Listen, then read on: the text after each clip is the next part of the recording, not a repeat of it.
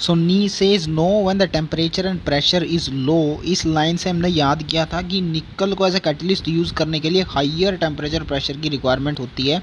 And यहाँ ethene के hydrogenation से हमें ईथेन मिलेगा, क्योंकि यहाँ पे सिर्फ हाइड्रोजन ही ऐड हो रहे हैं, number of carbon atom same रहेंगे। ऐसे ही प्रोपेन से मिलेगा प्रोपेन, एंड प्रोपायन से पहले मिलेगा प्रोपीन, उसके फर्दर हाइड्रोजनेशन से हमें प्रोपेन मिलेगा। इसलिए यहाँ पे 2 मॉलिक्यूल्स ऑफ हाइड्रोजन लिए गए हैं। Next method is from alkyl halides. So alkyl halides except fluorides on reduction with zinc and dilute HCl give alkanes. सबसे पहले तो यहाँ फ्लोराइड्स का रिडक्शन पॉसिबल नहीं है, क्योंकि इस रिएक्शन में अल्काइल ग्रुप और हैलोजन के बीच का बॉन्ड टूटेगा। एंड क्योंकि फ्लोरीन सबसे छोटा हैलोजन होता है तो स्ट्रोंगेस्ट बॉन्ड बनाता है, इसलिए वो तोड़ना मुश्किल होता है। इसलिए फ्लोराइड्स ये रिएक्शन नहीं देते हैं, सबसे पहली चीज़। एंड यहाँ पे रिडक्शन हो रही है ऑफ कोर्स, जैसे कि क्लोरीन यहाँ पे जाएगा, मोर इलेक्ट्रोनेगेटिव एटम CH3Cl जाएगा और CH3H आ जाएगा, यानी CH4 बन जाएगा। तो हाइड्रोजन का एडिशन यहाँ पे हो रहा है, इसलिए इसको रिडक्शन बोल रहे हैं। And zinc and dilute HCl यहाँ पे लिए गए हैं H2 को प्रोड्यूस करने के लिए। याद कीजिए हाइड्रोजन चैप्टर जहाँ पे लेबोरेटरी मेथड के अंदर पहला ही था, जब डाइल्यूट HCl के अंदर जिंक डाला जाता है तो वहाँ पे हाइड्रोजन रिलीज़ होती है। तो हाइड्रोजन को बनाने के लिए हमने ये सॉल्यूशन का इस्तेमाल किया है यहाँ पे टू प्रोड्यूस एल्केन। एंड ये H2 आप समझ सकते हैं टूटेगा H प्लस और H माइनस में। H यहाँ पे CH3 प्लस और Cl माइनस में ये टूटेगा, तो CH3 प्लस से H माइनस कंबाइन करके CH4 बना रहा है और Cl माइनस H प्लस से कंबाइन करके HCl बना रहा है। ऐसे इस रिएक्शन के प्रोडक्ट समझे जा सकते हैं। एंड क्लोरोइथेन से फिर इथेन बनेगा और क्लोरोप्रोपेन से propane with HCl as a by product. अब इसकी जो सेकंड रिएक्शन है अल्काइल हैलाइड्स से एल्केन्स की प्रोपेशन में, इसको वुड्स रिएक्शन बोलते हैं। It is the first named reaction in organic chemistry. इससे मिलती जुलती एक रिएक्शन हेलो एल्केन्स चैप्टर में भी है, जिसको हम फिटिग रिएक्शन बोलते हैं। डिफरेंस इन दोनों में सिर्फ इतना है कि यहाँ पे अल्काइल हैलाइड यूज़ हो रहा है, वहाँ पे अराइल हैलाइड यूज़ हो रहा है, यानी बेंजीन रिंग से डायरेक्टली अटैच्ड हैलोजन एटम। तो इन दोनों को इसलिए एक साथ हम याद रखते हैं। एंड वुड्स रिएक्शन, ये वुड्स से आप वुड आपको याद आना चाहिए। वुड मीन्स लकड़ी, और लकड़ी में LKDI ऐसे हम लकड़ी को लिखते हैं इंग्लिश में, तो LK आता है। और अल्काइल हैलाइड में भी LK आता है अल्काइल में। इससे आप याद रखेंगे कि वुड्स रिएक्शन में अल्काइल हैलाइड्स से हम इस रिएक्शन मतलब वुड्स रिएक्शन में अल्काइल हैलाइड्स यूज़ होंगे। और इससे जो अलग दूसरी रिएक्शन है फिटिग रिएक्शन, FITTIG ऐसे उसका नाम है साइंटिस्ट का, तो उसमें अराइल हैलाइड यूज़ होगा। तो ऐसे डिफ्रेंशिएट वे में हम फिटिग रिएक्शन याद रख पाएंगे। वुड से अल्काइल हमने याद रख लिया, यही एक मेन डिफरेंस है इन दोनों में। बाकी reaction same, condition same and products भी फिर सिमिलर ऑब्टेन होंगे हमें। वहाँ पे 2 बेंजीन रिंग्स जुड़ जाएंगी, यहाँ पे 2 अल्काइल ग्रुप्स जुड़ जाते हैं, यानी वहाँ पे एराइल ग्रुप्स जुड़ जाते हैं। On treatment with sodium metal in dry ethereal free from moisture give higher alkanes. अब ये जो रिएजेंट यहाँ पे यूज़ किया गया है ड्राई ईथर, ये आपको याद आ रहा होगा P ब्लॉक चैप्टर में भी हमने इससे रिलेटेड एक सॉल्वेंट लिया था, डाई इथाइल ईथर। यहाँ पे ड्राई ईथर है, वहाँ पे डाई इथाइल ईथर था, किसके फॉर्मेशन के लिए, डाइबोरेन के फॉर्मेशन के लिए। तो यहाँ पे भी 2 सिमिलर ग्रुप्स जुड़ रहे हैं, जैसे कि यहाँ पे ईथेन बनेगा, 2 CH3 ग्रुप जुड़ रहे हैं, C2H5 2 ग्रुप जुड़ रहे हैं, तो ब्यूटेन बन रहा है। तो सिमिलर ग्रुप्स यहाँ पे जुड़ रहे हैं, वहाँ पे भी सिमिलर ग्रुप्स जुड़ रहे थे, BH3 2 यूनिट्स जुड़ के डाइबोरेन बन रहा था। तो इसलिए इन दोनों में सेम टाइप ऑफ सॉल्वेंट भी यूज़ हुआ है, क्योंकि प्रोडक्ट इनके सेम फॉर्म हो रहे हैं। वहाँ पे डाई इथाइल ईथर था, ये याद रखना, आपको मिक्स नहीं कर देना है। यहाँ पे ड्राई ईथर है, वहाँ पे डाई इथाइल ईथर है।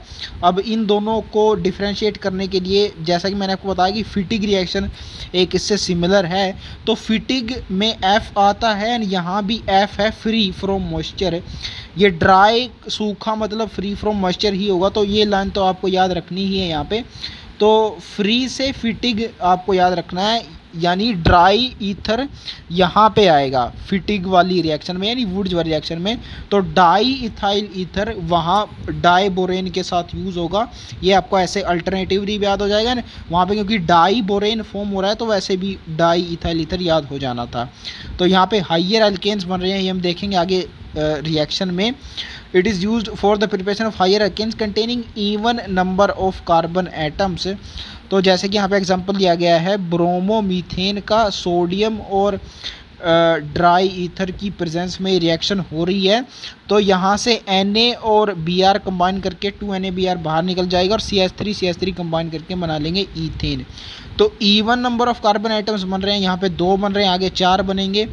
एंड हाइयर एल्केन्स बन रहे हैं, ऑफ कोर्स यहाँ पे अल्काइल हैलाइड जो लिया था हमने उससे एक ज़्यादा कार्बन वाला एल्केन बन रहा है, इसलिए हाइयर एल्केन इनको बोला है।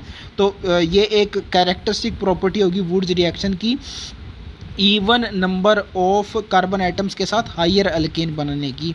ऐसे ही ब्रोमो ईथेन के साथ ये रिएक्शन होती है, NaBr यहाँ से बाहर निकाला जाता है और ये C2H5 2 यूनिट्स जुड़ जाते हैं तो form N butane. It is normal butane means straight chain butane. आगे एक क्वेश्चन पूछ रहे हैं आपसे NCERT that what will happen if 2 different alkyl halides are taken. ये सवाल क्वेश्चन नंबर 25 है एनसीईआरटी एक्सरसाइज का इसी चैप्टर में, वहाँ भी सेम पूछा गया है, तो इन दोनों को हम वहाँ कवर कर लेते हैं। नेक्स्ट है प्रिपरेशन फ्रॉम कार्बोक्सिलिक एसिड्स। यहाँ पे sodium salts of carboxylic acids heat किए जाते हैं with soda lime. Soda lime means caustic soda plus quick lime calcium oxide. This is mixture of sodium hydroxide and calcium oxide. It gives alkanes containing one carbon atom less than the carboxylic acid. This is because this process involves the elimination of CO2 molecule from carboxylic acid. एक carbon CO2 की form में remove हो गया तो alkene में एक carbon less होगा carboxylic acid से, इसलिए इस प्रोसेस को डी कार्बोक्सिलेशन भी बोलते हैं। बेसिकली कार्बोक्सी ग्रुप होता है C डबल बॉन्ड O, लेकिन यहाँ पे C डबल बॉन्ड O के साथ O माइनस B कार्बन के साथ जुड़ा हुआ है, तो CO2 as a whole remove हो रहा है C डबल बॉन्ड O के साथ, इसलिए डी कार्बोक्सिलेशन का मीनिंग यहाँ पे CO2 as a whole removal हमें लेना है। एंड ऐसे इस प्रोसेस को समझा जा सकता है NaOH का कॉम्बिनेशन NaO यहाँ से उठाना आपको और C डबल O माइनस और Na प्लस यहाँ से, तो Na2CO3 यहाँ से रिमूव कर देना है, यहाँ बचेगा CH3, यहाँ बचेगा H, इन दोनों कॉम्बिनेशन से बन गया CH4। तो ऐसे विजुअलाइज कर सकते हैं आप इस रिएक्शन के प्रोडक्ट्स। सोडियम इथानोएट से हमें मीथेन मिल रहा है। I know it might not be the exact process because sodium hydroxide usually Na plus और OH माइनस में टूटता है, ना कि NaO माइनस और H प्लस में। लेकिन इस रिएक्शन के प्रोडक्ट्स कैसे बनाने हैं ये मैंने आपको बता दिया सीधे सीधे। नेक्स्ट प्रॉब्लम 13.6 में आपसे पूछा है विच acid will be needed for the preparation of propane. तो हमने देखा कि एक कार्बन लेस होता है एल्केन में कार्बोक्सिलिक एसिड से, अगर हमें प्रोपेन बनाना है तो इससे एक कार्बन मोर वाला एसिड चाहिए होगा, तो butanoic acid will be required. And same reaction यहाँ पे रिपीट की है, आप देख सकते हैं सोडियम ब्यूटानोएट के साथ। Next method from carboxylic acids involves Kolbe's electrolysis. And यहाँ पे आपसे पूछा जाए कि इलेक्ट्रोलिटिक मेथड किसने दिया था, तो OL आता है इलेक्ट्रोलिसिस में और कोल्बे में भी OL, ऐसे आप इसे पहचान सकते हैं। यहाँ पे भी साल्ट लिया गया है कार्बोक्सिलिक एसिड का, लेकिन सोडियम या पोटेशियम दोनों में से कोई भी ले सकते हैं। यहाँ पे पीछे जो मेथड है उसमें ये लिबर्टी नहीं थी, क्योंकि आप सोडा लाइम के साथ ट्रीट कर रहे थे एसिड के साल्ट को, इसलिए सोडियम का ही साल्ट लेना नेसेसरी था, तभी सोडियम कार्बोनेट का वहाँ पे रिमूवल हो पाता। तो यहाँ पे ये लिबर्टी वहाँ नहीं थी, ये ध्यान रखना है हमें। और इलेक्ट्रोलिसिस हो रही है यहाँ पे, इससे आपको ध्यान रखना है इक्वल लाइसिस हो रहा है, इलेक्ट्रो से इक्वल ध्यान रखना है बेसिकली। यानी कि कार्बोक्सिलिक एसिड जब टूटेगा तो जिन पार्ट्स में वो टूटेगा वो इक्वल नंबर ऑफ इलेक्ट्रॉन लेके जाएंगे, यानी एक एक इलेक्ट्रॉन। एंड जब एक एक इलेक्ट्रॉन पार्ट्स लेके जाते हैं तो फ्री रेडिकल जनरेट होते हैं, that we know from previous chapter. यही चीज़ आपको यहाँ से ध्यान रखनी है कि Kolbe's electrolytic method free radical mechanism पे बेस्ड होता है। ये सीधे सीधे क्वेश्चन की फॉर्म में आपसे पूछा जा सकता है। तो इलेक्ट्रोलिसिस से इक्वल लिसिस, आपको इक्वल लाइसिस याद रखना है, उससे फ्री रेडिकल जनरेट होंगे, याद रह जाएगा। It gives alkane containing even number of carbon atoms. तो ये हम आगे देखने वाले हैं कि कैसे इवन नंबर वाले कार्बन एटम्स के एल्केन यहाँ पे प्रोड्यूस होते हैं। एनोड पे जो प्रोसेस देख लेंगे, यहाँ पे ओवरऑल प्रोसेस दिखाई गई है। इलेक्ट्रोलिसिस होता कुछ नहीं है, बेसिकली हाइड्रोलिसिस ही होता है इलेक्ट्रिसिटी की प्रेजेंस में। तो यहाँ पे वाटर दिखाया गया है। तेज़ करने के लिए हाइड्रोलिसिस के प्रोसेस को इलेक्ट्रोड्स लगाए जाते हैं, तब उसको इलेक्ट्रोलिसिस बोलते हैं। तो यहाँ पे इवन नंबर वाला का एल्केन बन गया है इथेन। कार्बन डाइऑक्साइड यहाँ पे भी रिमूव होती है, और बाकी सब प्रोडक्ट्स कैसे फॉर्म होंगे let us see in detail. The reaction is suppose to follow the following path. Free radical mechanism होता है, ये एक इंपॉर्टेंट पॉइंट है जो हमें याद रखना है। एंड एनोड और कैथोड पे कौन से प्रोडक्ट्स फॉर्म होते हैं, ये भी इंपॉर्टेंट क्वेश्चन है इसका। तो सबसे पहले क्या होता है, सोडियम इथानोएट एज यूजुअल कैटायन और अनायंस में ब्रेक होगा, CH3 एंड 2Na+। अब एनोड पे हम जानते हैं ऑक्सीडेशन होती है, रेडॉक्स रिएक्शन चैप्टर्स याद कीजिए। तो एसीटेट आयन से 2 इलेक्ट्रॉन रिमूव हो जाएंगे। Removal of electrons is also oxidation. We know oxidation is increase in oxidation number. Oxidation number increase होने का मतलब इलेक्ट्रॉन्स निकाले गए हैं। तो ये कंसेप्ट हमारे बहुत क्लियर है रेडॉक्स रिएक्शन से, इनको रिकॉल करने की ज़रूरत नहीं है, आई डू थिंक सो। तो 2 इलेक्ट्रॉन रिमूव होने के बाद एसीटेट फ्री रेडिकल यहाँ पे बन जाएगा। इसमें से CO2 as a molecule remove होगा, तो मिथाइल फ्री रेडिकल बचेगा। ये वाला CO2 ग्रुप रिमूव हो गया।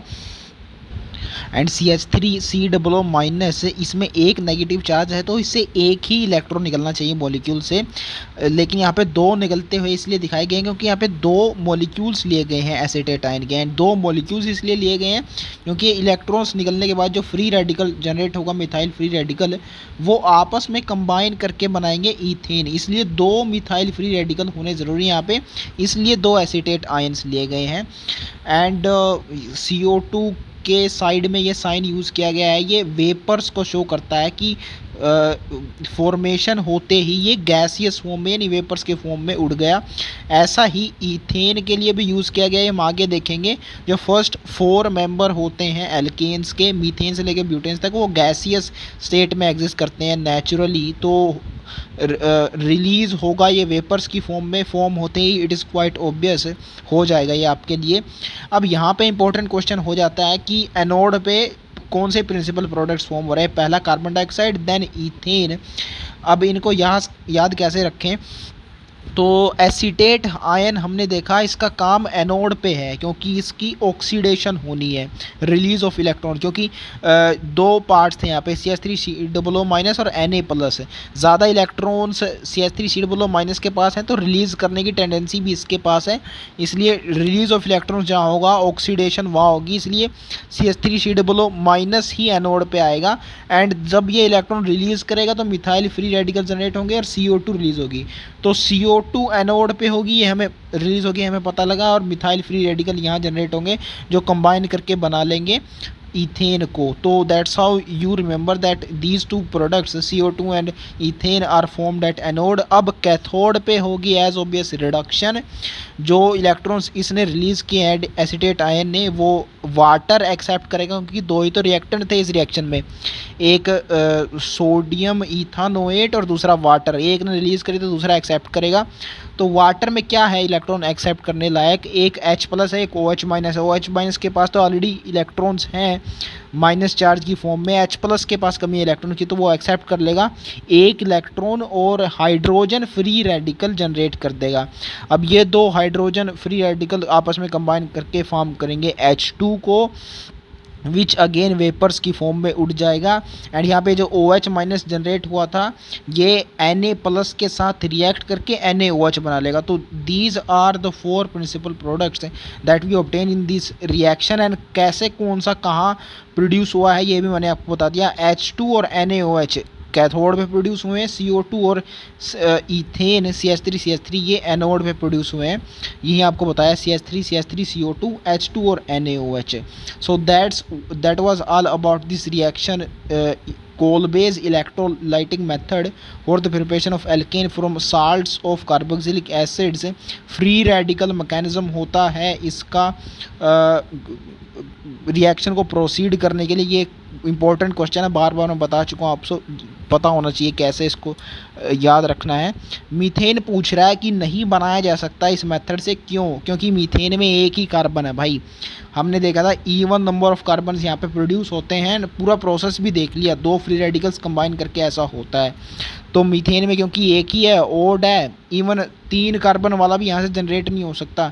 इससे जो बड़ा हम कार्बोक्सिलिक एसिड लेंगे वो 2 कार्बन होंगे, 2 और 2 कंबाइन करके 4 होंगे, फिर उस पर ब्यूटेन बनेगा। तो इसमें प्रोपेन भी नहीं बन सकता क्योंकि उसमें ओड है, तो ना ही पेंटेन। तो आप समझ सकते हैं क्यों यहाँ पे ओड वाले नहीं बन रहे। तो इसी तरीके से मीथेन यहाँ पे नहीं बनेगा। Next are physical properties of alkanes. These are almost non polar molecules because of the covalent nature of the CC and CH bonds and very little difference of electronegativity. तो ऑलमोस्ट नॉन पोलर इनको बोला गया है। ये चीज़ आपको समझ में आ रही होगी। 2 चैप्टर से रेफरेंस है इसके। एक तो स्ट्रक्चर ऑफ एटम में आई थिंक ये बात बताई गई है कि no bond is pure ionic और no bond is pure covalent. Almost वल इसलिए ही यूज़ किया गया है यहाँ पे। इवन जो 2 हाइड्रोजन जुड़े होते हैं H2 मॉलिक्यूल में, उसमें भी कभी कभी पोलैरिटी जनरेट हो जाती है। एंड ऐसा क्यों होता है और कैसे होता है ये हम स्टेट्स ऑफ मैटर चैप्टर में देखा है। तो ऑलमोस्ट वर्ड का सिग्निफिकेंस समझ में आ रहा होगा कुछ कुछ आपको यहाँ पे। कोवलेंट नेचर इसलिए है क्योंकि एल्केन्स में कार्बन कार्बन और कार्बन हाइड्रोजन ही बॉन्ड पाए जाते हैं। कार्बन कार्बन में तो कोई इलेक्ट्रोनेगेटिव डिफरेंस है ही नहीं। हाइड्रोजन के साथ भी बहुत कम इलेक्ट्रोनेगेटिव डिफरेंस है क्योंकि दोनों ही नॉन मेटल्स हैं ये। तो due to less electronegativity difference ionic nature कम हो जाता है इनका। आयनिक नेचर के लिए अच्छा खासा होना चाहिए। कैटायन और अनायन में इलेक्ट्रोनेगेटिव डिफरेंस कम होता है, इसलिए कोवेलेंट नेचर है। Quite obvious thing. कार्बन और हाइड्रोजन एटम्स में electronegativity. They possess weak van der Waals forces. अब कोवलेंट नेचर वाले मॉलिक्यूल्स का वीक वंडरवाल फोर्सेज हैं होती हैं, और आयनिक नेचर वाले में इलेक्ट्रोस्टैटिक स्ट्रॉन्ग फोर्सेज होती हैं। ये आपको पहले से पता होना चाहिए केमिकल बॉन्डिंग से। इसको यहाँ पे इलस्ट्रेट करके कोई फ़ायदा नहीं है। Due to the weak forces first 4 members C1 to C4 are gases, C5 to C17 are liquids and those containing 80 carbon atoms or more are solids at 298 Kelvin means room temperature 25 degree Celsius. तो यही चीज़ मैं आपको पीछे बता रहा था, butane तक gases होती हैं। एंड ये हम जानते हैं कि मीथेन से लेके ब्यूटेन तक कॉमन नेम्स के आधार पर इनके IPSC नेम डिराइव किए जाते हैं। तो अलग हैं ये बाकी सारे नेम से। पेंटेन से पीछे और पेंटेन से शुरुआत होती है प्रॉपर न्यूमेरिकल वैल्यू वाले IPSC नेम्स की, पेंट हेग्स। उससे पहले ब्यूटेन कॉमन से डिराइव होते हैं। तो all I want to say here is that butane तक अलग मेथड है नाम देने का, कॉमन नेम्स। तो there is a difference. So butane तक प्रॉपर्टीज़ भी डिफरेंट होंगी। आप ऐसे ध्यान रख सकते हैं कि मीथेन से लेकर ब्यूटेन तक अलग इनका ग्रुप होगा। They all would be gases. अब पेंटेन से शुरुआत होगी लिक्विड्स की। ऑफ कोर्स गैसेज के बाद सीधे सॉलिड्स तो आ नहीं जाते, लिक्विड्स होंगे। 5 से 17 तक लिक्विड्स होंगे और उसके बाद 18 से होंगे सॉलिड्स। तो 17 ये आपको ध्यान आ रहा होगा P ब्लॉक चैप्टर में 17th अबंडेंस होती है कार्बन की। मैंने आपको बताया भी था इसको याद कैसे रखना है। तो वहीं से आपको ये भी याद रखना है कि 5 से लेके 17 एग्जैक्टली ये नंबर कि यहाँ तक लिक्विड्स एग्जिस्ट करते हैं। फिर उसके बाद 18 से आगे तक याद नहीं रखना। तो ये तो सॉलिड्स होंगे, लिक्विड के बाद सॉलिड आएंगे। तो 17 कार्बन की अबंडेंस है, याद रखना है आपको कि 17th अबंडेंस होती है। एंड 5 से 17 तक फिर लिक्विड्स एग्जिस्ट करेंगे। They are colourless and odourless. So कोई भी सब्सटेंस का जब तक मेंशन ना हो स्पेसिफिक कलर या फिर ऑर्डर, तब तक हम उसे मानते हैं कि वो कलरलेस और ऑर्डरलेस है। आगे एक क्वेश्चन पूछ रहा है NCERT आपसे, What do you think about the solubility of alkanes in water based upon non-polar nature of alkanes? Covalent को नॉन पोलर भी बोल सकते हैं। पोलर होता है आयोनिक, आयंस दो पोल्स जनरेट हो जाते हैं नेगेटिव पॉजिटिव। तो वाटर पोलर होता है H+OH-, और नॉन पोलर इन्होंने बोल दिया एल्केन्स। तो लाइक डिजोल्व लाइक का प्रिंसिपल आप जानते ही होंगे। तो वाटर में बिल्कुल भी सॉल्युबल नहीं होंगे, इनसॉल्युबल इनको बोल सकते हैं। ये होगा आंसर इस क्वेश्चन का। Petrol and lower fraction of the petroleum are also use for dry cleaning of clothes to remove grease stains. तो सबसे पहली बात, पेट्रोल के लोअर फ्रैक्शंस यूज़ किए जाते हैं, ये आपको ध्यान रखना है ना कि हाइयर, ऐसे याद रखिए पेट्रोल के एंडिंग में OL आता है और लोअर में भी एक साथ OL। इवन क्लोथ्स को ट्रीट करने के लिए इसका इस्तेमाल होता है ना, क्लोथ्स में भी OL आता है, तो यहाँ से भी ये ध्यान रखा जा सकता है। अब ड्राई क्लीनिंग क्यों, ये इसलिए क्योंकि वेट क्लीनिंग होगी, तो वेट तो जहाँ होता है वहाँ वाटर होता है ना, वाटर जहाँ होगा वहाँ पेट्रोल कैसे हो सकता है भाई, नॉन पोलर, ये तो एल्केन हो गया ना पेट्रोल, तो वाटर पोलर के साथ इसकी कैसे बन सकती है, ये दोनों एक साथ नहीं एग्जिस्ट कर सकते, इसलिए ड्राई क्लीनिंग बोलते हैं जब पेट्रोल से क्लोथ्स की सफाई की जाती है। ग्रीस स्टेन्स को ये क्यों रिमूव करता है, ये आगे आप जब पढ़ेंगे ग्रीस का नेचर तो आपको समझ में आएगा। Grease is a mixture of higher alkanes and is non-polar just like alkanes, hence hydrophobic होता है। तो दोनों का नेचर सेम हो गया ना, एल्केन्स का यानी पेट्रोल का भी वही है, हाइड्रोकार्बन है, नॉन पोलर नेचर है, और ग्रीस का भी, तो इसमें ये डिज़ोल्व हो जाएगा और क्लोथ से इसको हटा ले जाएगा इस अपने साथ चिपका के। ये प्रिंसिपल है ड्राई क्लीनिंग का, क्लोथ्स की ग्रीसी स्टेन को रिमूव करने के लिए by using petrol. Polar substances are soluble in polar solvents and non-polar in non-polar solvents. This is the principle of like dissolves like. All of us know it very well from our earlier classes. I don't need to elaborate this thing. And ये elaboration अगर होगा भी तो solutions chapter में होगा class 12 chemistry के, यहाँ नहीं होना चाहिए। We have seen in table 13.2, ये हम देखेंगे आगे है table 13.2। There is a steady increase in boiling point with increase in molecular mass. Molecule का मास जैसे जैसे बढ़ता जाता है बॉइलिंग पॉइंट बढ़ रहा है, उसका रीज़न क्या है ये आगे बताया गया है। It is due to the fact that intermolecular van der Waals forces increase with increase in molecular size और the surface area of the molecule. तो वंडर वाल फोर्सेस रिस्पॉन्सिबल होती हैं क्योंकि ये अट्रैक्टिव फोर्सेस हैं मॉलिक्यूल्स की एसोसिएशन के लिए। जितने ज़्यादा एसोसिएटेड होंगे मॉलिक्यूल्स वेपर्स की फॉर्म में, उनको सेपरेट करना उतना मुश्किल होगा, तो बॉइलिंग पॉइंट उसका उतना ज़्यादा होगा। तो इसलिए मॉलिक्यूलर मास इंक्रीज़ करने से, क्योंकि वंडर वाल फोर्सेस इंक्रीज़ हो रही हैं, तो इसलिए बॉइलिंग पॉइंट भी इंक्रीज़ होगा। अब कैसे वंडर वाल फोर्सेस इंक्रीज़ होती हैं मॉलिक्यूल के साइज से, वो आगे बताया गया है। It is due to the increase in size और surface area of the molecules. ये हम देख आए हैं स्टेट्स ऑफ मैटर चैप्टर में कि दो मॉलिक्यूल्स कैसे एसोसिएटेड होते हैं वंडर वाल अट्रैक्टिव फोर्सेस से। जितना ज़्यादा एरिया ऑफ कॉन्टैक्ट उनके एसोसिएशन का होगा, मीन जितना बड़ा होगा मॉलिक्यूल, उसका सरफेस एरिया ऑफ कॉन्टैक्ट भी उतना ज़्यादा होगा। ऑब्वियस ही बात है, तो उतना ज़्यादा जुड़ पाएंगे, उतने ज़्यादा एसोसिएट हो पाएंगे, और फिर उतनी ज़्यादा अट्रैक्टिव फोर्सेस होंगी और बॉइलिंग पॉइंट उसी प्रोपोर्शन में इंक्रीज हो जाएगा। So this is the principle behind increase in boiling point with increasing molecular mass, एक इम्पॉर्टेंट कंसेप्ट है। एंड टेबल 13.2 यहाँ पे इलस्ट्रेट किया गया है that pentane having a continuous chain of 5 carbon atoms has the highest boiling point 309 Kelvin। ये हम theory में भी देखा थे ये डाटा। whereas 2,2-dimethyl propane, इसका 2 branched isomer has 282.5 Kelvin boiling point, of course decrease कर गया है ब्रांचिंग के साथ। With increase in number of branched chain the molecules attain the shape of the sphere. This results in smaller area of contact and therefore weak intermolecular forces between spherical molecules which are overcome at relatively lower temperature। तो यहाँ पे reason दिया गया है आपको कि branching होने के साथ साथ बॉइलिंग पॉइंट डिक्रीज़ क्यों कर जाता है, क्योंकि इंटरमोलिकुलर फोर्सेस वीक होती जाती हैं, क्योंकि मॉलिक्यूल्स की शेप स्फेयर जैसी होने लगती है। जिसमें कि थोड़ा एरिया आप आता है कॉन्टैक्ट के लिए, एसोसिएशन के लिए, एंड ऐसे बॉइलिंग पॉइंट फिर डिक्रीज़ करता रहता है। एंड यहाँ पे जो एग्जांपल लिया गया है 2,2 डाइमिथाइल प्रोपेन, इसको नियोपेंटेन भी बोलते हैं। ये चैप्टर के स्टार्टिंग में इसकी स्ट्रक्चर हमने देखी भी थी, डिस्कस भी की थी। तो उसमें होता ही है ऐसा, एक जो सेंट्रल कार्बन एटम है उसके चारों ओर CH3 ग्रुप जुड़े होते हैं, CH3 या जी हाँ CH3 ही ग्रुप से, तो चारों ओर जुड़े हैं, तो चारों ओर से घेर रखा है, मीन्स स्फेरिकल शेप इसकी हो जाती है इंडीड। तो ब्रांचिंग इंक्रीज होने के साथ स्फेरिकल शेप अटेन करता है एक मॉलिक्यूल। ये इस नियोपेंटेन के एग्जांपल से हमें याद रखना है।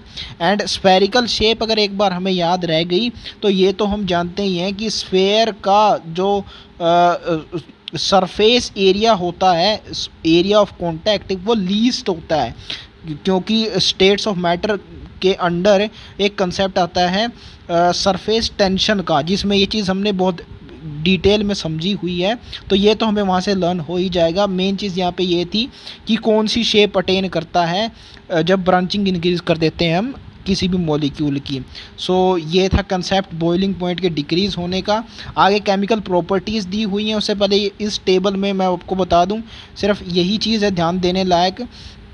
पहला तो ब्यूटेन का एक ब्रांच्ड आइसोमर जो है उसका डिक्रीज हो जाता है बॉइलिंग पॉइंट, क्योंकि मॉलिक्यूल सेम है, मॉलिक्यूलर फॉर्मूला, तो इसका मॉलिक्यूलर मास तो सेम होगा ही ना। यहाँ पे बॉइलिंग पॉइंट क्यों डिक्रीज हो जाता है वो हमने अभी डिस्कस किया। और ऐसा ही पेंटेन के साथ भी होता है, मॉलिक्यूलर फॉर्मूला सेम है तो मॉलिक्यूलर मास सेम होगा, लेकिन तीनों ही जैसे जैसे ब्रांचिंग आप इंक्रीज़ करते जाते हैं, एक फिर दो, बॉइलिंग पॉइंट डिक्रीज़ करता जाता है। बाकी सब में जैसे जैसे मॉलिक्यूलर मास इंक्रीज़ हो रहा है वैसे ही आपका बॉइलिंग पॉइंट भी उसी प्रोपोर्शन में इंक्रीज़ होगा। इवन मेल्टिंग पॉइंट के साथ भी ऐसा ही होता है, क्योंकि इसका कंसेप्ट यहाँ पे डिटेल में गिवन नहीं है, इसलिए हम इसका डिस्कशन नहीं करेंगे। तो ये क्वेश्चन आपसे पूछा जा सकता है order melting and boiling point का। इसमें आपको ये एक्सेप्शन जरूर ध्यान रखने हैं, बाकी नॉर्मल ऑर्डर है, मॉलिक्यूलर मास के डायरेक्टली प्रोपोर्शनल होता है। Now we will see the chemical properties of alkane. And जैसा कि हमने देखा था पिछले चैप्टर में कि जो ऑर्गेनिक केमिस्ट्री के अंदर रिएक्शंस दी हुई हैं उनमें यही आई थिंक ऑर्डर था। सबसे पहले सब्स्टिट्यूशन थी, देन एडिशन, देन उसके बाद रीअरेंजमेंट थी, और एक substitution, addition, elimination and rearrangement, ये सीक्वेंस ऑफ रिएक्शंस का। यहाँ से ऑफिशियली वो सारी रिएक्शन स्टार्ट हो रही हैं एंड इसी चैप्टर में आपको देखने को मिल जाएंगी सभी के सभी टाइप्स। हमने एडिशन रिएक्शन का तो एक एग्जांपल पढ़ भी लिया, इवन नाम नहीं गिवन था, लेकिन जो स्टार्टिंग में थी प्रिपरेशन ऑफ एल्केन के लिए हाइड्रोजिनेशन, वो एडिशन टाइप ऑफ रिएक्शन ही है। डबल या ट्रिपल बॉन्ड पे एडिशन हो रहा है हाइड्रोजन का। तो यहीं आपको सारी टाइप ऑफ रिएक्शन देखने को मिल जाएंगी। सब्स्टिट्यूशन इनमें पहली है officially. One or more hydrogen atoms of alkanes can be replaced by halogens, nitro group and sulphonic acid group. इसी को सब्स्टिट्यूशन रिएक्शन बोलते हैं basically. The reaction in which hydrogen of atoms of alkanes are substituted are known as substitution reactions. And depending upon the molecule which is substituting the hydrogen, इनके अलग अलग नाम है। जैसे हैलोजिनेशन, इसमें हैलोजन एटम सब्स्टिट्यूट करेगा hydrogen को, take place either at a higher temperature और इन the presence of diffused sunlight और अल्ट्रा वायलेट लाइट। तो ये पिछले चैप्टर में भी आपको बता चुका हूँ। स्पेसिफिक कंडीशन होती है halogenation through free radical mechanism, sunlight की प्रेजेंस होनी चाहिए। तो यहाँ पे सनलाइट है, अगर नहीं है तो इतना टेम्परेचर आपको अप्लाई करना होगा हीट के थ्रू जो इतनी इनफ एनर्जी दे पाए जो सनलाइट दे सकती है। इसलिए यहाँ पे डिफ्यूज्ड सनलाइट ली गई है, यानी डेंस सनलाइट अच्छी खासे अमाउंट में। तो हीट के थ्रू हायर टेम्परेचर जनरेट किया जाता है हेलोजिनेशन के केस में। एग्जैक्टली वैल्यूज़ नहीं याद रखनी है आपको, हायर टेम्परेचर याद रखना है सिर्फ। Lower alkanes do not undergo nitration and sulphonation. इसको ऐसे याद रखो कि जो लोअर एल्केन्स होते हैं इनका मॉलिक्यूलर मास कम होता है, छोटे मॉलिक्यूल्स होते हैं, इन बड़े ग्रुप्स को नहीं संभाल सकते वो, NO2 को और SO4 को, ये बड़े ग्रुप्स हैं। हेलोजन में क्योंकि एक ही एटम होता है तो उसको संभाल लेते हैं लोअर एल्केन्स, ये नहीं संभल पाते, ऐसे याद रखा जा सकता है ये पॉइंट। सब्स्टिट्यूशन रिएक्शन इनको बोल सकते हैं, ये हम ऑलरेडी देख चुके हैं। हेलोजिनेशन है, पहली एग्जांपल लिया गया है क्लोरीनेशन ऑफ मीथेन से। तो एच न्यू डिनोट करता है प्रेजेंस ऑफ सनलाइट, एक क्लोरीन मॉलिक्यूल ऐड करा तो क्लोरोमीथेन बन गया। देन आगे और फर्दर क्लोरीन मॉलिक्यूल ऐड होते जाएं तो लास्ट में बन जाएगा टेट्राक्लोरोमीथेन, इसको मिथाइल टेट्राक्लोराइड भी बोल सकते हैं। CCl4 एक अच्छा सॉल्वेंट होता है ऑर्गेनिक, ये आगे हम देखने वाले हैं। तो ये रिएक्शंस होती कैसे हैं, इनके प्रोडक्ट कैसे फॉर्म होते हैं, एग्जैक्ट मैकेनिज्म इनका आगे गिवन है तो वो हम स्टडी करने वाले हैं अभी। एंड इथेन के केस में क्लोरीनेशन कैसे होती है वो भी यहाँ पे एक एग्जांपल लिया गया है। पहला जब एक हाइड्रोजन रिप्लेस किया गया क्लोरीन के द्वारा। It is found that the rate of the reaction of alkanes with halogens, ये उनका ऑर्डर होता है हेलोजेंस की रिएक्टिविटी। ये चीज़ हम पीरियोडिक क्लासिफिकेशन चैप्टर में भी देख आए हैं कि ऊपर से नीचे जाने पर रिएक्टिविटी डिक्रीज़ करती है, नॉन मेटल्स के अंदर, मेटल्स के अंदर इंक्रीज़ करती है। तो फ्लोरीन होगा मोस्ट रिएक्टिव और आयोडीन होगा लीस्ट, ये हम वहाँ से भी जानते हैं। Rate of replacement of hydrogen of alkanes, इसका ये ऑर्डर है, टर्शियरी में सबसे पहले रिमूव होती है और प्राइमरी में सबसे बाद में। तो आगे इसका मैकेनिज्म गिवन है, फ्री रेडिकल चेन मैकेनिज्म से ये ऑपरेट करती है। एंड फ्री रेडिकल्स की स्टेबिलिटी कार्बोकटाइन जैसी होती है, ये हम ऑलरेडी जानते हैं पिछले चैप्टर से। तो टर्शरी क्योंकि मोस्ट स्टेबल होता है और प्राइमरी लीस्ट स्टेबल, यही इनका फिर रिप्लेसमेंट ऑफ हाइड्रोजन यानी रिएक्शन ऑफ एल्केन्स हेलोजिनेशन से इसी का यही ऑर्डर होता है। Fluorination is too violent to be controlled, क्योंकि मोस्ट रिएक्टिव है fluorine. Iodination is very slow and reversible reaction due to low reactivity of iodine. It can be carried out in the presence of oxidising agent such as HiO3 और HNO3। ये oxidising agents के नाम याद रखना ज़रूरी नहीं है, यहाँ पे ये ज़रूरी याद रखना है कि ऑक्सीडाइजिंग एजेंट की प्रेजेंस में हो कैसे जाती है रिएक्शन। आयोडीन की ही टाइम्स जहाँ पे आयोडीनेशन होगी वहीं ऑक्सीडाइजिंग एजेंट क्यों रिक्वायर्ड होते हैं, ये तो ऑब्वियस बात है क्योंकि कम रिएक्टिविटी होती है, खुद से आयोडीन की किसी एक एजेंट की ज़रूरत पड़ती है। लेकिन एग्जैक्टली ऑक्सीडाइजिंग एजेंट का ही क्या काम है ये वो आप यहाँ से सीखेंगे। मीथेन जब आयोडीन से कंबाइन करता है तो मिथाइल आयोडाइड बनता है और HI बनता है साथ में। इसको भी वैसे समझा जा सकता है, यहाँ से आयोडीन से I- जनरेट होगा which will combine with H+, जो कि HI फॉर्म करेगा। वैसे ऐसा होगा नहीं, यहाँ पे फ्री रेडिकल्स जनरेट होते हैं न कि आयंस। एनीवेज बट ये HI जो फॉर्म होगा ऑक्सीडाइजिंग एजेंट, इसके I-1 में जो है आयोडीन उसको ज़ीरो ऑक्सीडेशन स्टेट में ऑक्सीडाइज कर देगा। अब जैसे ही ऐसा होगा तो HI का अमाउंट डिक्रीज़ करने लगेगा। यहाँ पे this we know from equilibrium chapter, जिस चीज़ का जिस सब्सटेंस का अमाउंट डिक्रीज़ होने लगता है इक्विलिब्रियम उसका अमाउंट इंक्रीज़ करने की कोशिश करता है to get the equilibrium again in stable position. तो फॉरवर्ड डायरेक्शन में रिएक्शन आएगी to increase the amount of HI, तो ऐसे फॉरवर्ड डायरेक्शन में आई और I2 की फॉर्मेशन से यहाँ पे I2 का अमाउंट भी इंक्रीज़ हो जाएगा। तो इक्विलिब्रियम चाहेगा इसका अमाउंट डिक्रीज़ करना ली चैटलियर प्रिंसिपल से, तो अगेन फॉरवर्ड डायरेक्शन में रिएक्शन जाएगी। तो दोनों ही तरीक़ों से HI को डिक्रीज़ करके और I2 को इंक्रीज़ करके फॉरवर्ड रिएक्शन करवा रहा है ये oxidising agent. That's why how it is helping in iodination. तो हेलोजिनेशन 3 स्टेप में होता है। सबसे पहले फ्री रेडिकल चेन इसका मैकेनिज्म है। 3 स्टेप्स में पहली होती है initiation, then propagation and last termination. Of course initiation माने स्टार्ट हो रही है इससे, प्रोपगेट माने आगे बढ़ रही है और टर्मिनेट माने ख़त्म हो गई है। क्वाइट ऑब्वियस नाम है इनके।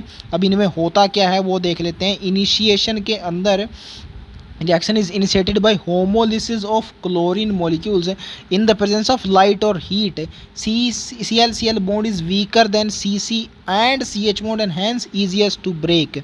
तो homolysis होगी तो ये तो हम जानते ही हैं फ्री रेडिकल्स जनरेट होने हैं यहाँ पे, लेकिन इम्पोर्टेंट क्वेश्चन था कि दो मॉलिक्यूल्स हैं स्टार्टिंग में हमारे पास, मीथेन और Cl2, इनमें से होमोलिसिस होगी किसकी, Cc की, CH की या Cl की। तो एनसीईआरटी ने ही उसका आंसर दे दिया है आपको, Cl क्योंकि क्लोरीन एटम्स बड़े होते हैं तो इनके बीच की बॉन्ड स्ट्रेंथ कम होगी as compare to carbon carbon carbon hydrogen. तो जो चीज़ जिसमें कम एनर्जी लगती है वो पहले होती है, which is easiest to break, इसलिए Cl में टूटेगा पहले सनलाइट की प्रेजेंस में, and Cl free radicals generate होंगे यहाँ पे, न कि H फ्री रेडिकल या फिर carbon free radical. Important point है, ये समझना ज़रूरी है यहाँ से। तो क्लोरीन फ्री रेडिकल्स जनरेट हो गए, अब इनका अटैक होगा। अनस्टेबल होते हैं फ्री रेडिकल्स, ये तुम पिछले चैप्टर से जानते ही हैं। अब ये स्टेबिलिटी अटेन करने के लिए अटैक कर जाएंगे CC और CH बॉन्ड पर, ये तोड़वा सकते हैं इन बॉन्ड्स को स्टेबिलिटी अटेन कर लिए, क्योंकि ये अनस्टेबल है। Next step is propagation, chlorine free radicals attack methane molecules and take the reaction forward direction by breaking the CH bond to generate methyl free radical with the formation of HCl। तो एक free radical दूसरे का free radical generate करता है, ये basic process है। Methane से जब कंबाइन करेगा क्लोरीन फ्री रेडिकल तो इससे H ले लेगा, H फ्री रेडिकल दो में तोड़ेगा ना बेसिकली, CH3 फ्री रेडिकल में तोड़ेगा और H फ्री रेडिकल में तोड़ेगा। कार्बन और हाइड्रोजन के बीच का बेसिकली बॉन्ड तोड़ा जा रहा है, क्योंकि कार्बन कार्बन का बॉन्ड तो है ही नहीं यहाँ पे, ये क्या बोल गया, CC बॉन्ड। मीथेन के केस में तो ये होता ही नहीं है, बाकी एल्केन्स के केस में बात की जा रही होगी। मीथेन में तो सिर्फ कार्बन हाइड्रोजन ही है, तो वही यहाँ पे बॉन्ड टूटेगा, CH3 free radical, H free radical generate होगा, H फ्री रेडिकल Cl से फ्री रेडिकल से कंबाइन करके बना लेगा HCl और यहाँ पे बन जाएगा methyl free radical. The methyl radical thus obtained attacks the second molecule of the chlorine to form CH3Cl with the liberation of another chlorine free radical by homolysis of chlorine molecule। तो Cl2 molecule से ये generate हुआ methyl molecule react करेगा, यहाँ भी वही process होगी, दो फ्री रेडिकल जनरेट होंगे Cl के, एक वाला रिएक्ट कर लेगा CH3 फ्री रेडिकल से और CH3Cl बना लेगा, दूसरा फ्री रेडिकल ऐसे ही बच जाएगा एंड प्रोपेगेट होती रहेगी ऐसे ही रिएक्शन, ये आगे फिर एक मीथेन मॉलिक्यूल पर अटैक करेगा। ऑफ कोर्स इस पर भी कर सकता है CH3Cl पर, उससे फिर दूसरे प्रोडक्ट्स फॉर्म होंगे। दिस एक्सप्लेन्स कि और सारे हाइड्रोजन भी कैसे सब्स्टिट्यूट होते जाते हैं फ्री रेडिकल मैकेनिज्म में। Under halogenation, the chlorine and methyl free radical generated above repeat the steps A and B. The propagation steps A and B are those which directly give the principal products, but many other propagation steps are possible। तो A और B में क्या मिल रहा है हमें, ए में मिल रहा है HCl, बी में मिल रहा है CH3Cl, यही दो मेन प्रोडक्ट थे, स्टार्टिंग में यही फॉर्म हो रहे थे ना, इसलिए इनको प्रिंसिपल प्रोडक्ट बोला गया है। लेकिन दूसरी भी ऑफकोर्स पॉसिबल है, जैसे कि मैंने आपको बताया, ये Cl फ्री रेडिकल CH3Cl को भी तो अटैक कर सकता है मीथेन के अलावा, तो वही यहाँ पे बोला गया कि other propagation steps are also possible, जो कि आगे बताई गई हैं। Two such steps are given below, which below explain how more highly halogenated products are formed। तो CH3Cl को अटैक करेगा chlorine free radical and again दो फ्री रेडिकल यहाँ पे जनरेट होंगे, एक कार्बन फ्री रेडिकल CH2Cl के साथ और एक हाइड्रोजन फ्री रेडिकल जो कि Cl फ्री रेडिकल के साथ कंबाइन करके HCl बनाएगा, और CH2Cl कार्बन फ्री रेडिकल बच जाएगा, जो कि अगेन Cl2 मॉलिक्यूल के साथ रिएक्ट करके दो फ्री क्लोरीन रेडिकल जनरेट करेगा। उनमें से एक यहाँ रिएक्ट करके CH2Cl2 बना रहा है और फिर एक फ्री रेडिकल यहाँ पे बच जाएगा। तो यहाँ पे एक चीज़ मैं आपको बताना चाहता था कि कार्बन कार्बन बॉन्ड वीकर होता है as compare to carbon hydrogen bond, क्योंकि हाइड्रोजन का साइज़ छोटा होता तो अगेन स्ट्रोंगर बॉन्ड बनाएगा कार्बन के साथ। तो अगर यहाँ पे पॉसिबिलिटी होती कार्बन हाइड्रोजन की जगह कार्बन बॉन्ड को तोड़ के फ्री रेडिकल जनरेट करेगी, तो क्लोरीन उसको प्रेफर करता, क्योंकि मीथेन में वो पॉसिबिलिटी होती ही नहीं है, दूसरा कार्बन ही नहीं है, इसलिए ये कार्बन हाइड्रोजन ही तोड़ रहा है, उसी के फ्री रेडिकल जनरेट कर रहा है। तो ये एक इम्पोर्टेंट चीज़ है जो आपको ध्यान रखनी है। यहाँ ये यूज़ नहीं हुई क्योंकि मीथेन के साथ हेलोजिनेशन आपको दिखाई गई है।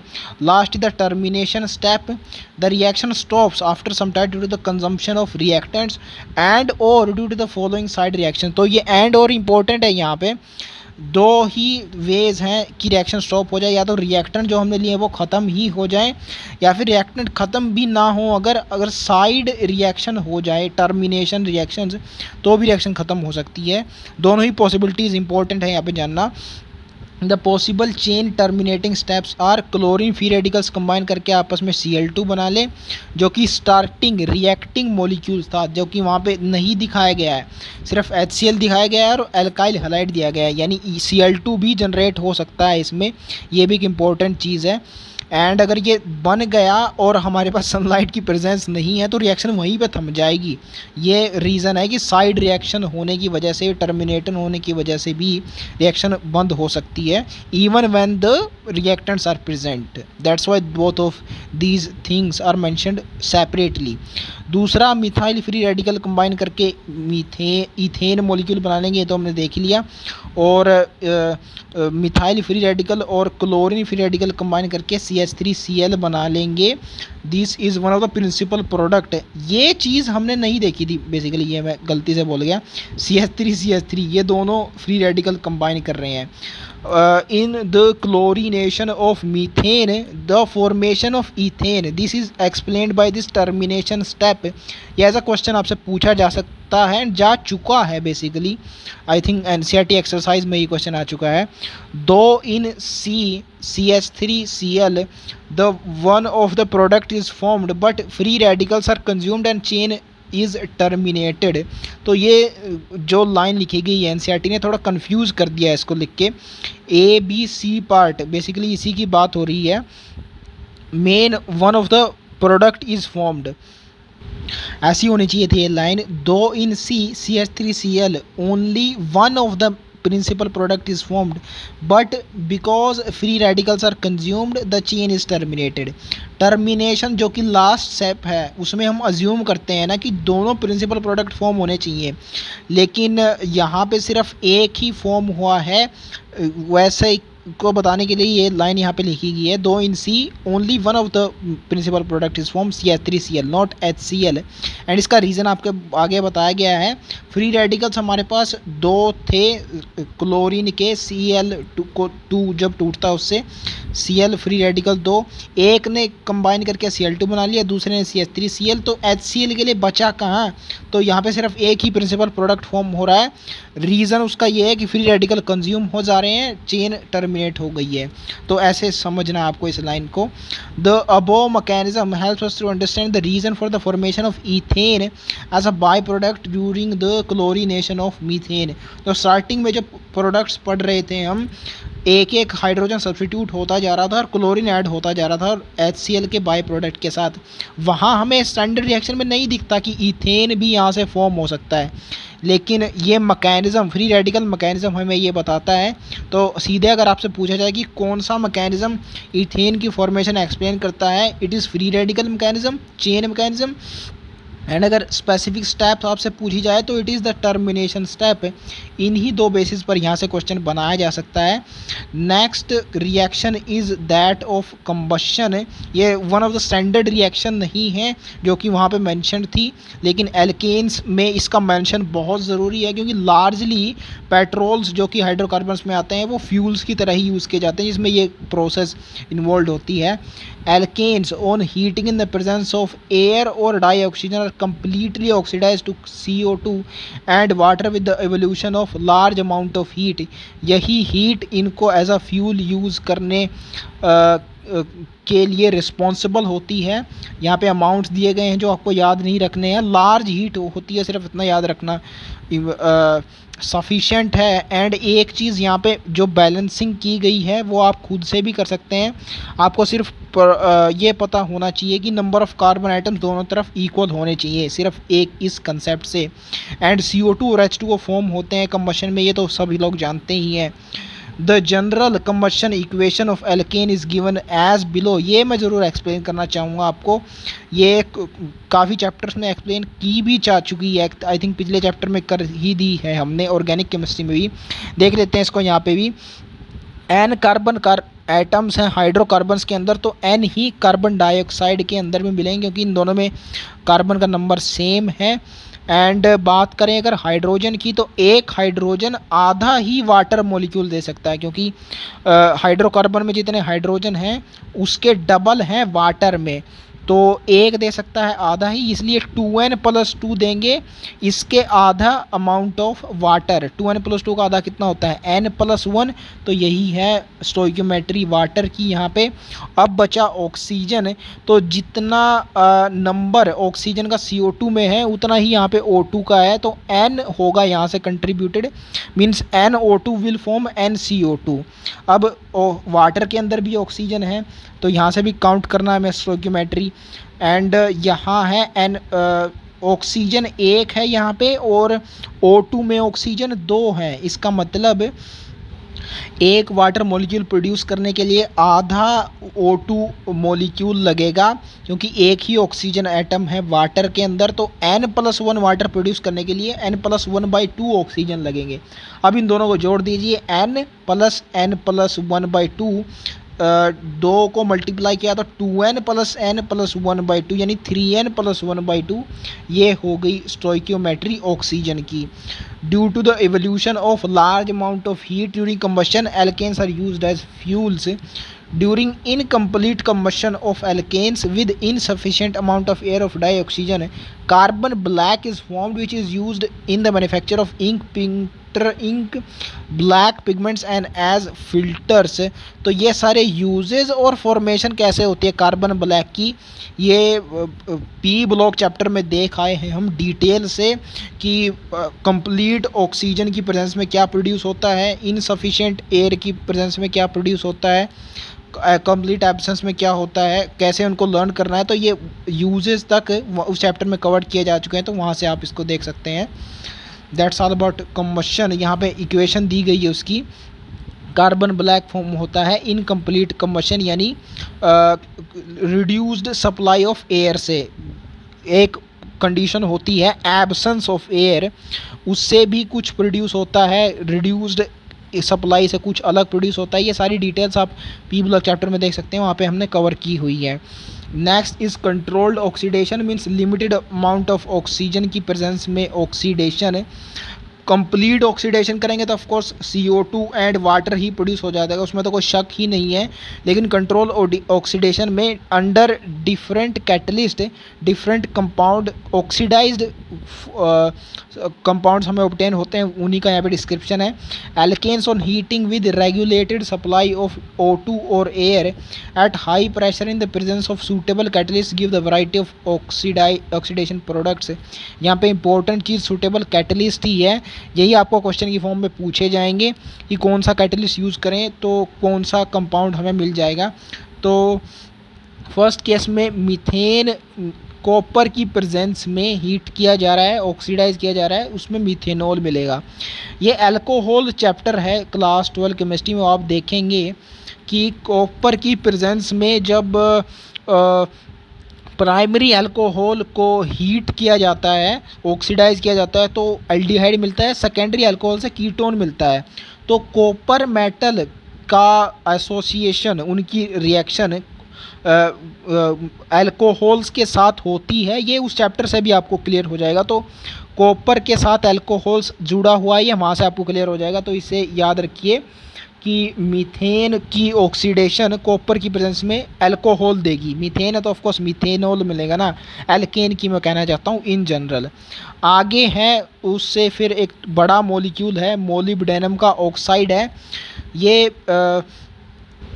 मोलिब्डेनम वर्ड के अंदर Y और L एक साथ आता है, और फॉर्माइल वर्ड के अंदर जो जिससे हम एल्डिहाइड को डिनोट करते हैं, फॉर्माइल ग्रुप से हम पिछले चैप्टर से पढ़ आए हैं ऑर्गेनिक केमिस्ट्री में, उसमें भी YL आता है। तो इससे आप याद रख सकते हैं कि जो मोलिब्डेनम का ऑक्साइड होगा वो एल्केन को फॉर्माइल ग्रुप में यानी एल्डिहाइड में ऑक्सीडाइज कर देगा। जैसे यहाँ पे मीथेन है तो मीथेनल बन जाएगा। एंड कॉपर के बारे में आपको बता रहा था कि copper as a mild oxidising agent act करता है। ये वहाँ पे अल्कोहल्स वाले चैप्टर में आपको पता लग जाएगा कि अल्कोहल्स से एल्डिहाइड और कीटोन में ऑक्सीडाइज कर रहा है, ना कि कार्बोक्सिलिक एसिड में ही। ऐसा होता तो स्ट्रॉन्ग होता, ये माइल्ड है, ये वहाँ से क्लियर हो जाएगा आपको। इवन ऑक्सीडाइजिंग एजेंट ही कैसे एक्ट कर रहा है, कॉपर तो मेटल है, रिड्यूसिंग एजेंट की तरह एक्ट करना चाहिए ना, ये चीज़ हम वहाँ कवर करेंगे। यहाँ सिर्फ इतना याद रखिए कि माइल्ड ऑक्सीडाइजिंग एजेंट की तरह एक्ट कर रहा है ये कंडीशंस में कॉपर, इसलिए यहाँ पे ऑक्सीडेशन होगी, ना कि एल्डिहाइड्स में, कीटोन्स में तो नहीं ही, कार्बोक्सिलिक एसिड में भी नहीं होगी। जो लीस्ट पॉसिबल ऑक्सीडेशन है अल्कोहल, इससे नीचे कोई ऑक्सीडेशन पॉसिबल नहीं है एल्केन की, सिर्फ उसमें होगी। तो माइल्ड ऑक्सीडाइजिंग एजेंट की तरह एक्ट करेगा, आगे इससे ऑक्सीडाइज नहीं करेगा। यहाँ से इतना याद रखना है आपने। लास्ट में ये CH3COO ग्रुप दिया हुआ है, यहाँ पे मेटल यही ध्यान रखना है आपको। CH3COO, इसमें H जोड़ दे तो एसिड बन जाएगा ना, तो वही यहाँ पे बन रहा है, इथेन से इथेनोइक एसिड बन रहा है। तो ये तो क्लियर ही हो रहा है कि ये क्या बनाएगा इस ऑक्सीडेशन से। तो सिर्फ इतने ही कंट्रोल्ड ऑक्सीडेशन के केस आपको ध्यान रखने हैं, क्योंकि इतने ही गिवन है NCERT में, यही आपसे पूछे जाने की उम्मीद है। लास्ट रिएक्शन चौथी, ये किसका पार्ट है, कंबशन के अंदर पढ़ रहे हैं ना हम, रिएक्शंस नहीं है, कंट्रोल्ड ऑक्सीडेशन ही है उसका फोर्थ पार्ट, ठीक है। Ordinary alkanes resist oxidation but alkanes having tertiary hydrogen atom can be oxidise to corresponding alcohols by potassium permanganate K1O4। ये एक अच्छा खासा ऑक्सीडाइजिंग एजेंट होता है ऑर्गेनिक केमिस्ट्री का। ये हम देखने भी वाले हैं, सारे चैप्टर्स में ऑर्गेनिक केमिस्ट्री के आएंगे, और ये D&F ब्लॉक चैप्टर में भी आपको देखने को मिलेगा।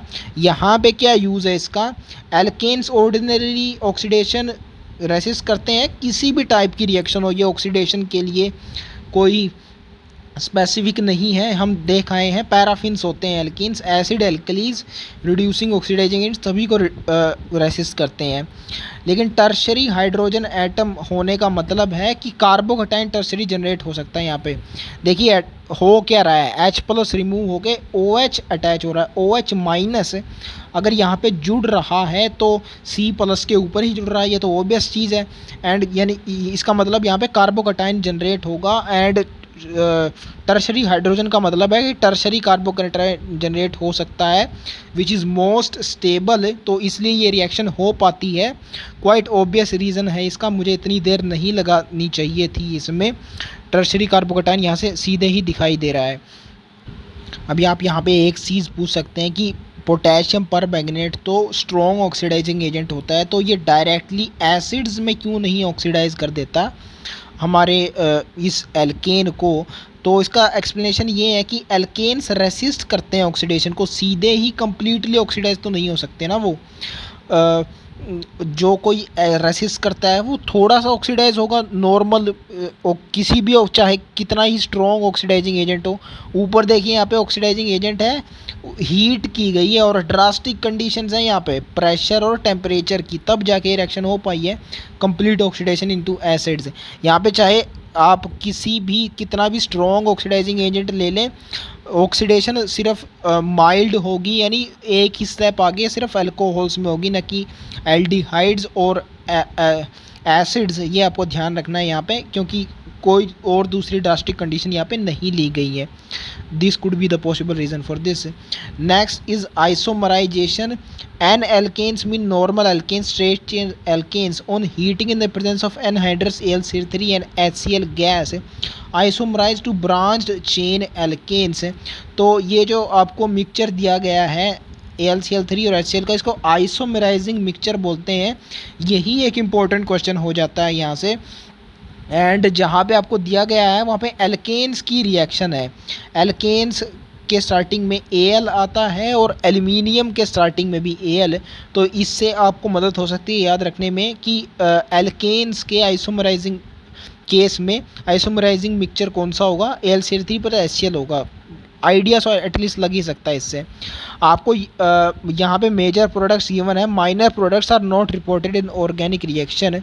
तो ये एक जनरल कंसेप्ट होता है कि जो पॉसिबिलिटी कम होती है जिन प्रोडक्ट्स के फॉर्म होने की, वो मेंशन ही नहीं किए जाते ऑर्गेनिक रिएक्शन में।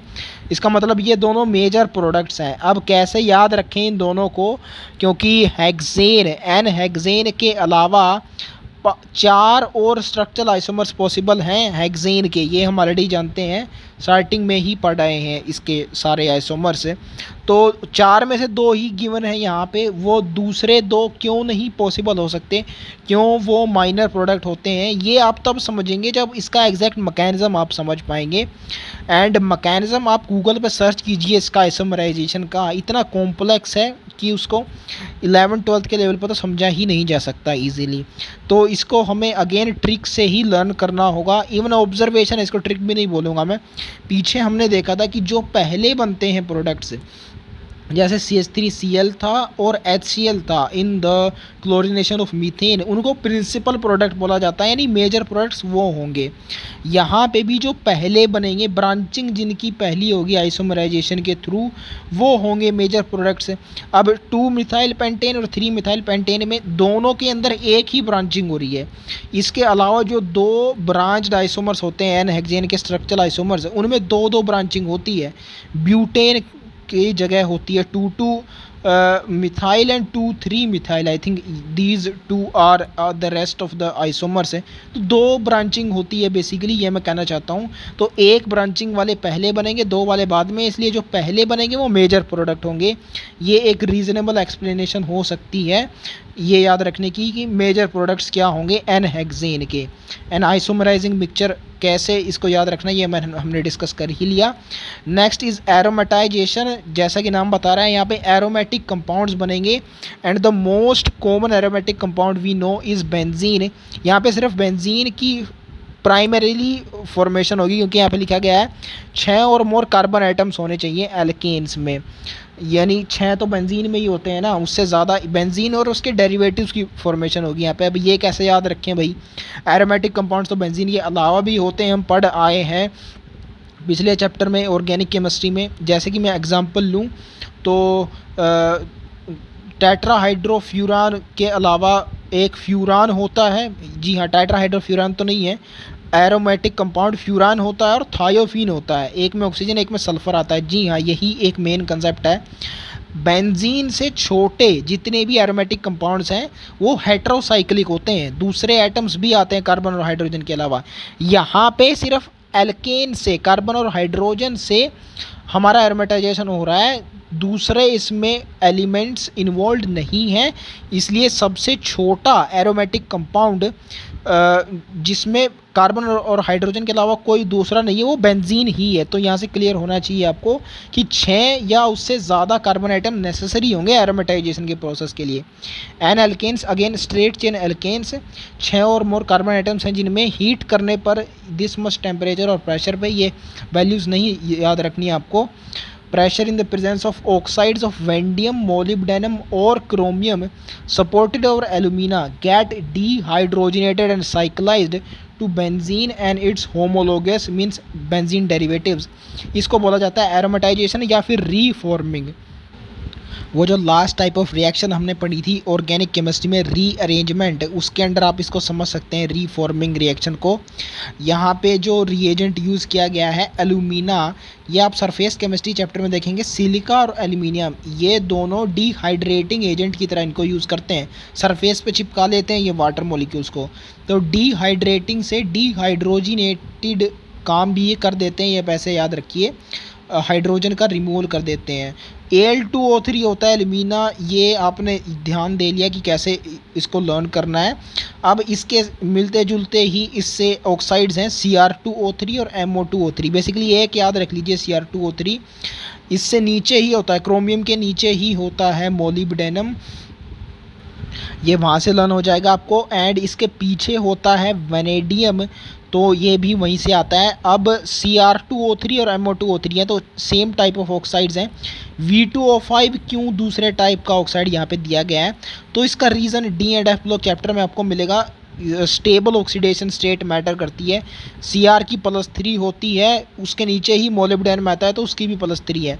वेनेडियम की +5 होती है, इलेक्ट्रॉनिक कन्फिग्रेशन में लाई करता है ये स्टेबिलिटी ऑफ ऑक्सीडेशन स्टेट का रीज़न, तो वहाँ से आपको क्लियर हो जाएगा ये।